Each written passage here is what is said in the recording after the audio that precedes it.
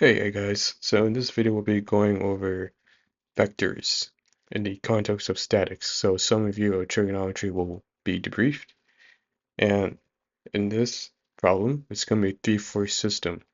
That means there are three forces in this xy axis.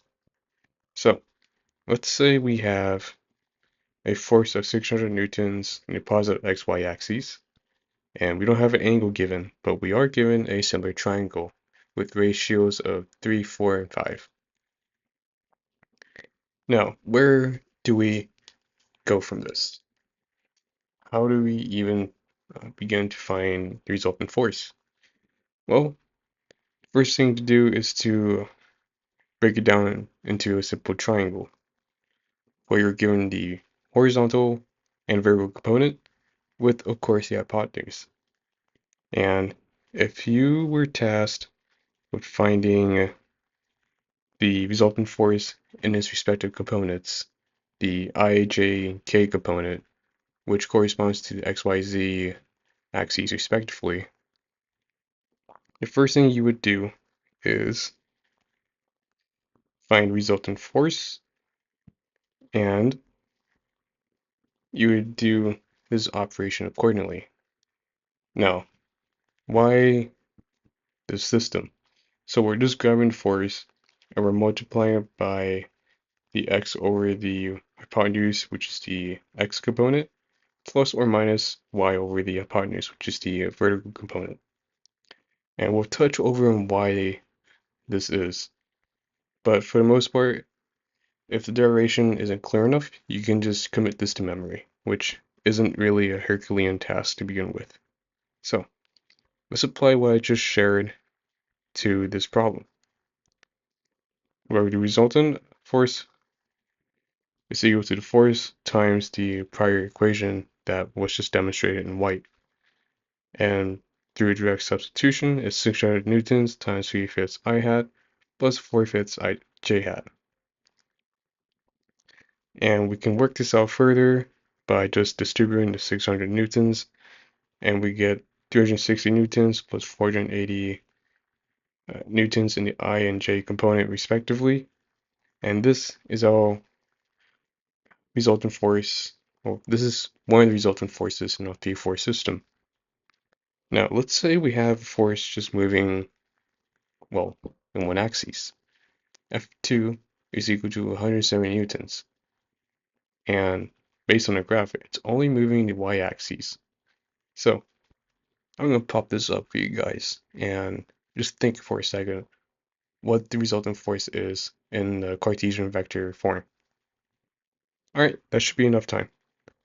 It's going to be 0 in the x direction and 170 in the vertical direction. And of course, we're in metric, so the units are going to be in newtons. Now, I've covered a force with a similar triangle as well as a force moving in one direction. What if we're giving something with a little more? A force with a given angle? Well, let's look at it. We have 450 newtons in the negative x-axis and positive y-axis, and we're given an angle of 45 degrees. Now, let's think about what we know. We know for a fact that an angle at 45 degrees is going to be the same in the x and y component, meaning cosine of 45 is going to be equal to the sine of 45. And that really depends on which quadrant it's in. So let's keep note that this is in the second quadrant, negative xy part.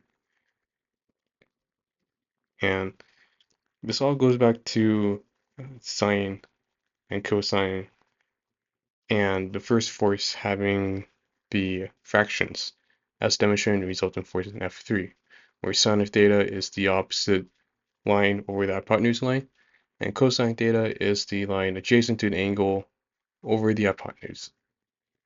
This is just review for those who are not familiar with trig. Now, we don't know our x and y components, but we have just enough to deduce both of them, where sine of 45 is equal to y over 450.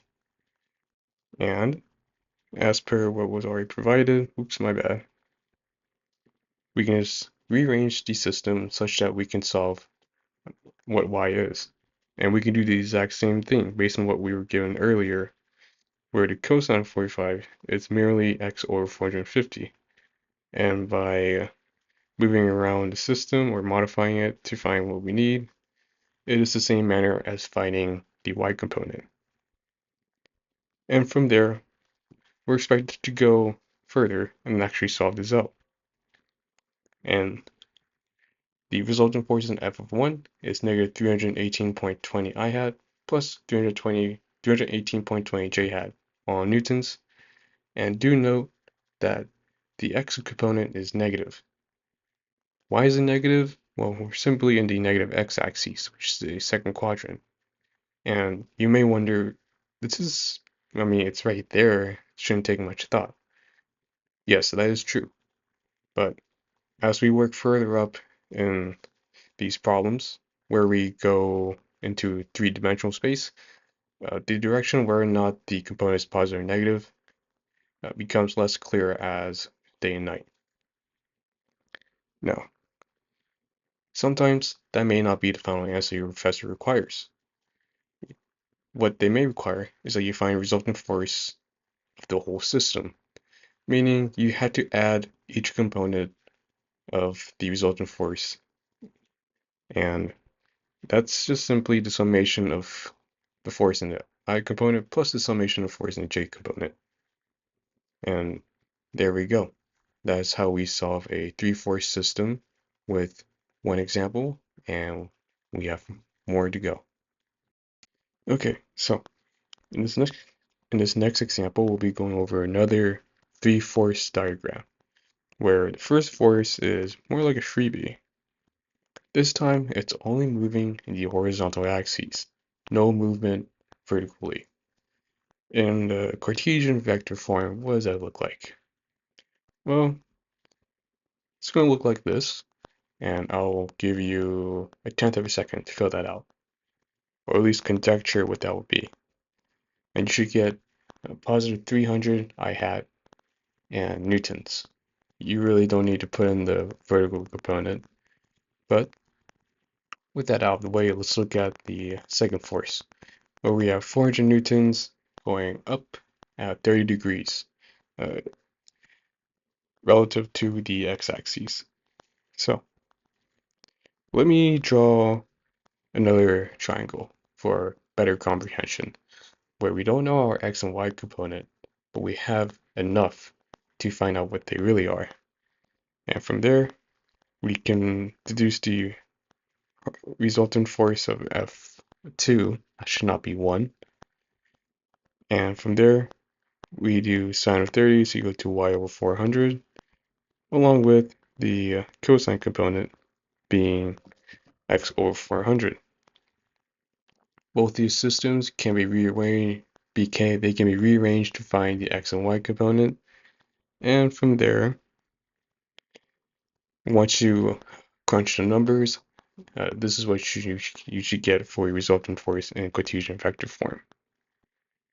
Now, third force I left out for you guys, the similar triangle, but in the negative x and positive y axes. And it's at the magnitude is 250 newtons. And from there, it's the same principle applied from the other example, but on their side of the axes. And if you forgot, that's fine. It's just force distributed over the horizontal and vertical component of the triangle.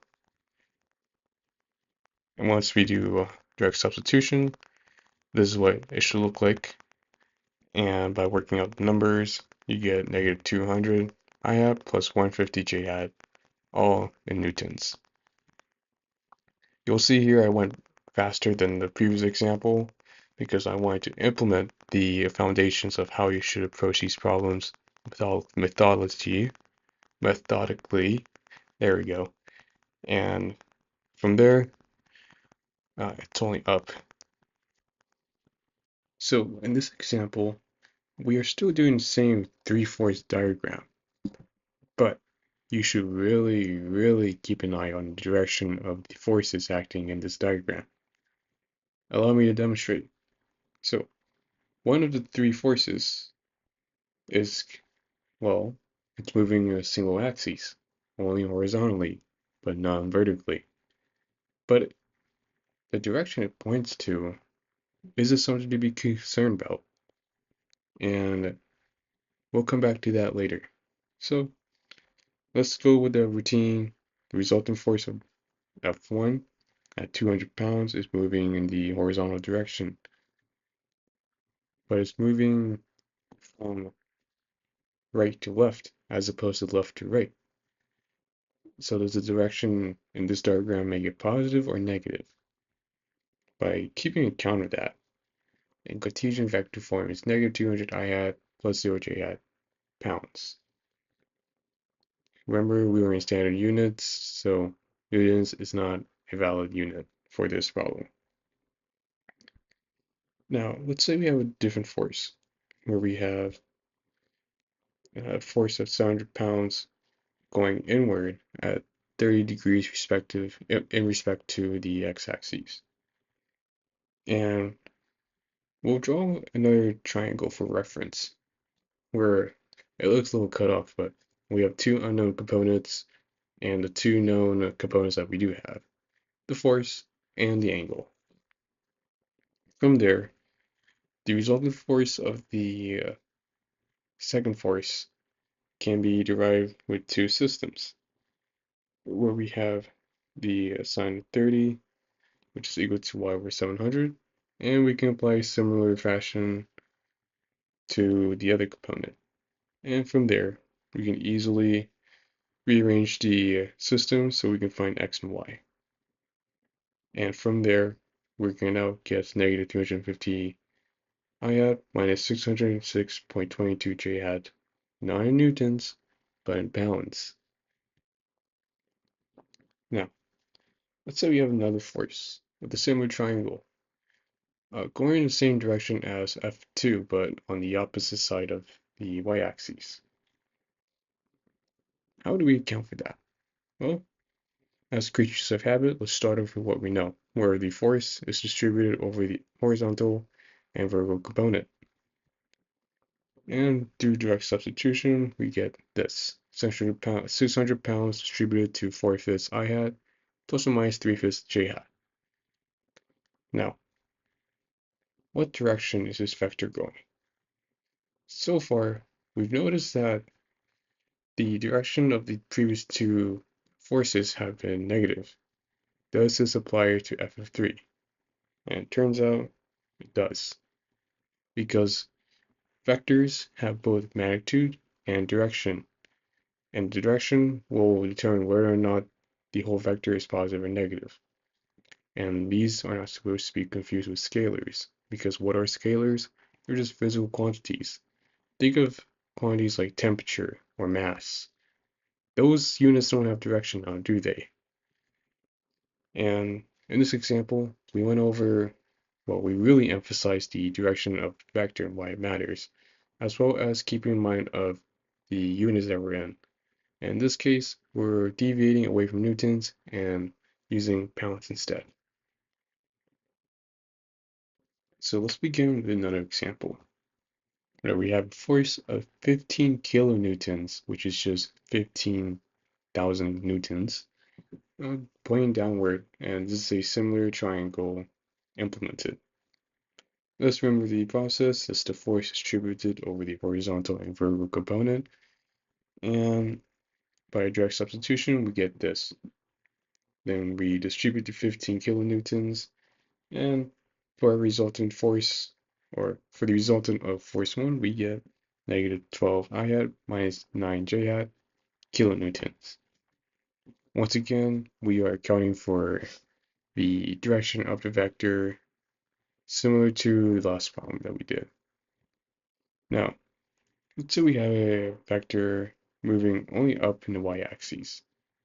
The second I pop that up, you should already know what it is. And then, well, I'm going to pop up the resultant of force 2, and in an instant, you will be aware that it is 0 I hat plus 20 J hat kilonewtons. Now, this next one may be just as easy as this. Okay, this next resultant may be just as easy as the second resultant, depending on if you've been paying attention or not. Let's say we have 15 kilonewtons, the similar triangle, but in the opposite direction. If you've been paying attention, it is not going to take any arithmetic, if not at all. But if you would like to see the process, it's just resultant of F3 equal to F3 distributed into the horizontal and vertical component of the force. Very similar to force 1. It's the same process, but in a whole different direction, which once again alludes to the importance of the direction of the vector. And yeah, that pretty much sums up the example for this one. Once again, cementing the importance of the magnitude, like the direction of the vector, in addition to, well, seeing things ahead of time. So after going over those problems where we emphasize the importance of the direction of the vector, in addition to units, as well as deducing what we really have in a problem, this is where things get turned up a notch. In this problem, we are already given that the resultant force of the whole system is 150 newtons. But what we don't have is the angle and the magnitude of the force for one of the forces. That's an orange, if it wasn't clear. And we have to find the two unknowns. And how do we do it? Are we able to do it? Can we do it? Is everything gonna be okay? And I can say yes, you're in the best hands. So let's think about what we really have here. What do we have? You can say we have forces. We have a similar triangle. And we have an angle below the x-axis. And you are correct. That is what we have. But let's go from small picture to big picture. Let's think about resultant forces in the horizontal and vertical component. Yep, we're really thinking about it. Let's say we were to consider all the forces in the vertical component. And the way it goes is that the resultant force in the horizontal and vertical component should ideally be zero. And we have the unknown force, F times the sine of theta, and the similar triangle force is just 325 times 12/13. And we also have 600 times a sine of 45, and it's negative. Why is that? Well, as I said earlier, the 45-degree angle is below the x-axis, so therefore the vertical component of that force should be negative. If you don't see it, that's okay. I'm drawing an auxiliary triangle to demonstrate it, where we have this force at 600 newtons going down, and we have negative y and positive x. So hopefully that clears things up a bit. Now, where do we go from here? Well, personally, I would multiply the 325 times 12/13 and move to the other side. That's why it's negative. And in addition to that, I would also move the 600 sine 45 to the other side. And they should all equal to the unknown force times the sine of the unknown angle. At that point, let's isolate force. And this should be our expression. I ran the calculations ahead of time to get somewhere around this. We now know the, well, we have an identity for force. And this is going to help us out in a way where we can actually apply this force to the resultant force in the horizontal component. And you're going to see why. So we have the resultant force of the whole system, and that's equal to f cosine theta plus 600 cosine 45 plus 325 times 5/13. These are all the these are all horizontal components, and we already know what f is. Through the direct substitution, we get the following, where 124.26 divided by sine 30 times cosine, no, sorry, 124.26 divided by sine 30 times cosine theta, plus everything else. And where do we go from here? Well, let's look at the problem.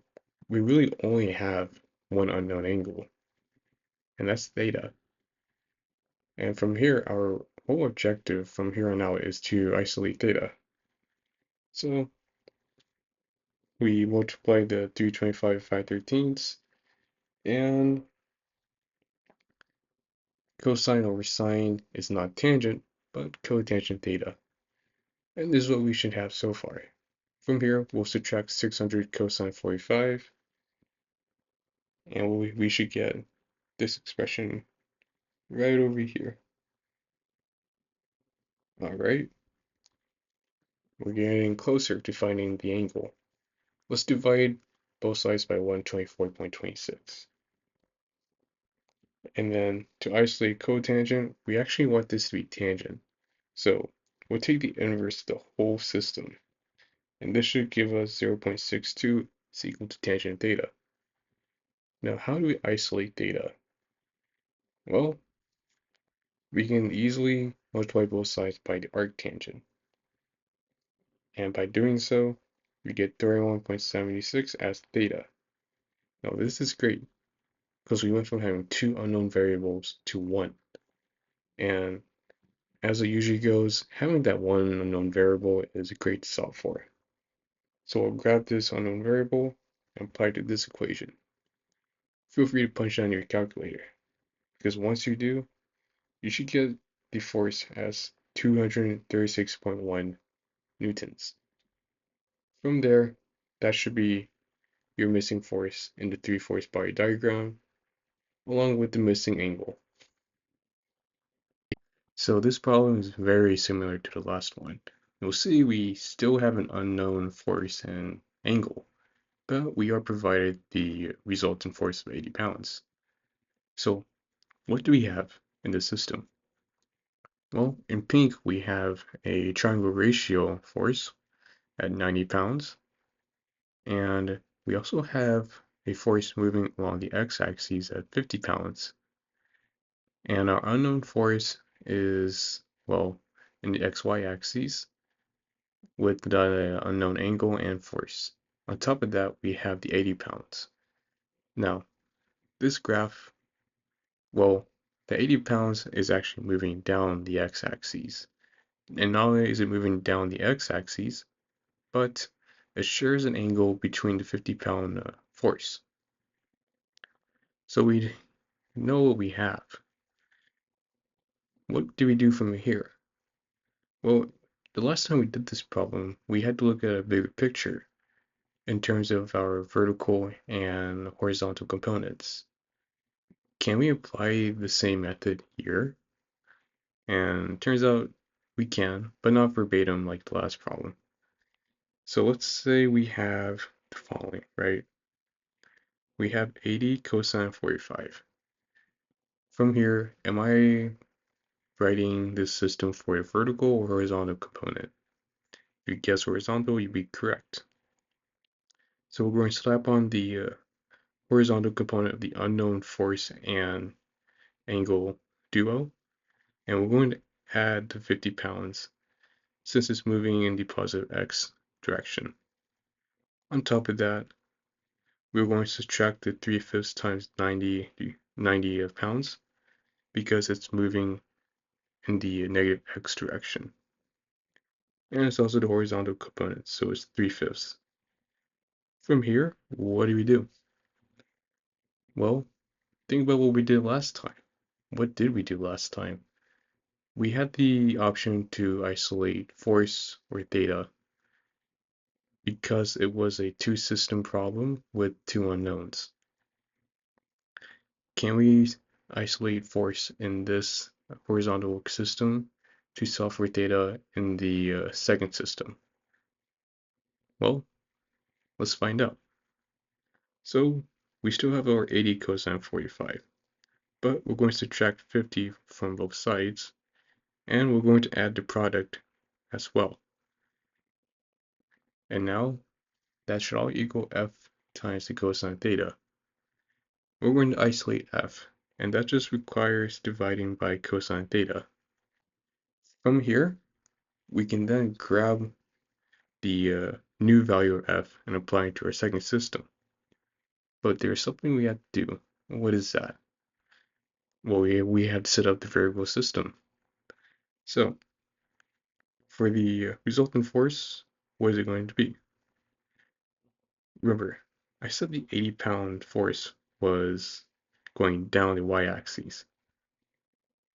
So we're going to put that as negative 80 sine 45. Everything else is similar, but in the context of variable components. So it's f sine theta minus 4/5 times 90 pounds. And on top of that, the 50-pound force is not going to be included. Why? Well, it's only moving horizontally, so it has no importance for the variable component. And from here, we already found another identity for f, and we're going to do direct substitution for the variable system, such that we only have to solve for theta. So we gotta do our magic and isolate theta this time. So we'll keep the negative 80 sine 45, but we're going to move the product both sides, and we are going to do direct substitution.